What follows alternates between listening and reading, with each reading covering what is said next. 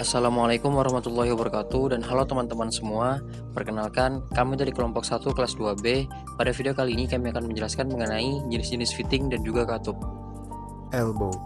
Dalam penggunaannya, elbow biasa digunakan sebagai penggabung dari unit pipa satu ke pipa yang lain, atau dijadikan lapisan khusus agar unit pipa lebih aman.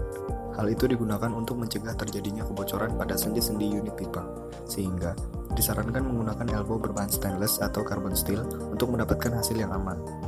Elbow 90 derajat berfungsi untuk membelokkan pipa ke arah kanan ataupun kiri dengan busur 90 derajat, dan elbow 45 derajat memiliki fungsi yang sama, namun berbeda pada lekukan, dan elbow tersebut yaitu dengan busur 45 derajat. T. T berfungsi untuk membelokkan. Komponen fitting pipa juga ada yang berguna untuk membagi aliran menjadi dua arah. Pada umumnya berbentuk T, namun juga ada beberapa jenis T yang berbentuk Y dan disebut Y branch, tetapi ada juga yang menyebutnya T.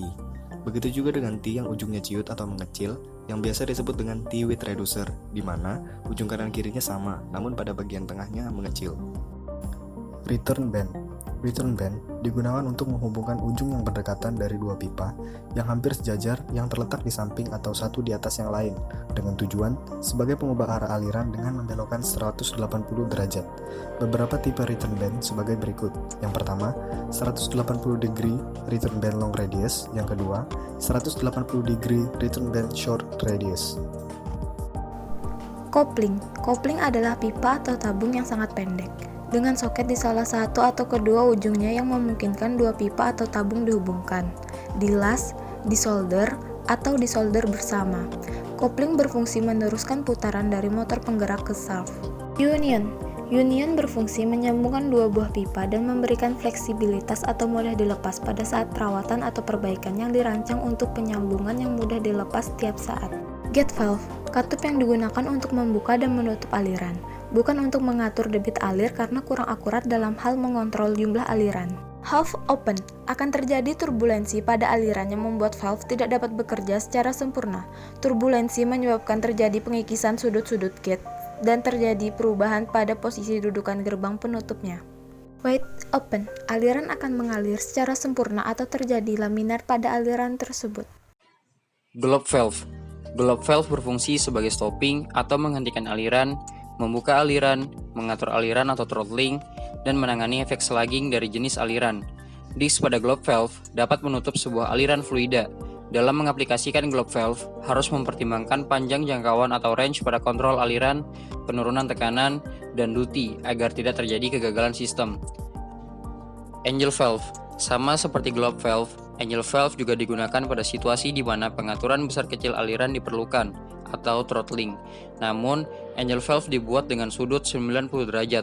Hal ini untuk mengurangi pemakaian elbow 90 derajat dan fitting tambahan, dan juga digunakan untuk mengubah aliran sebesar 90 derajat, serta valve ini juga bisa digunakan sebagai pengganti dari elbow. Check valve. Check valve atau katup periksa umumnya dipasang di jaringan pipa untuk mencegah aliran balik. Katup periksa pada dasarnya adalah katup satu arah, yang dimana aliran dapat berjalan satu arah dengan bebas. Tetapi, jika aliran berubah, maka katup akan menutup untuk melindungi perpipaan, katup lain, pompa, dan lain-lain. Katup periksa bola atau ball check valve.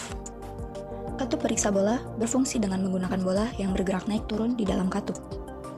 Kursi dikerjakan agar pas dengan bola dan ruangnya berbentuk kerucut untuk memandu bola ke kursi untuk menutup dan menghentikan aliran balik.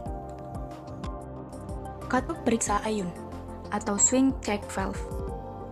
Katup periksa ayun dipasang dengan cakram yang berayun pada engsel atau poros.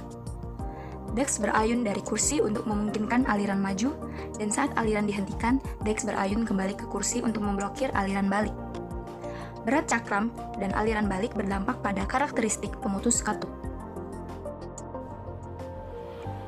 Water meter atau meteran air berfungsi untuk mengukur penggunaan air. Meter air mengukur volume air yang digunakan oleh unit bangunan perumahan dan komersial yang disuplai dengan air oleh sistem pasokan air umum. Mereka juga digunakan untuk menentukan aliran melalui bagian tertentu dari sistem. Jadi, itulah penjelasan dari kelompok 1. Sekian terima kasih. Wassalamualaikum warahmatullahi wabarakatuh.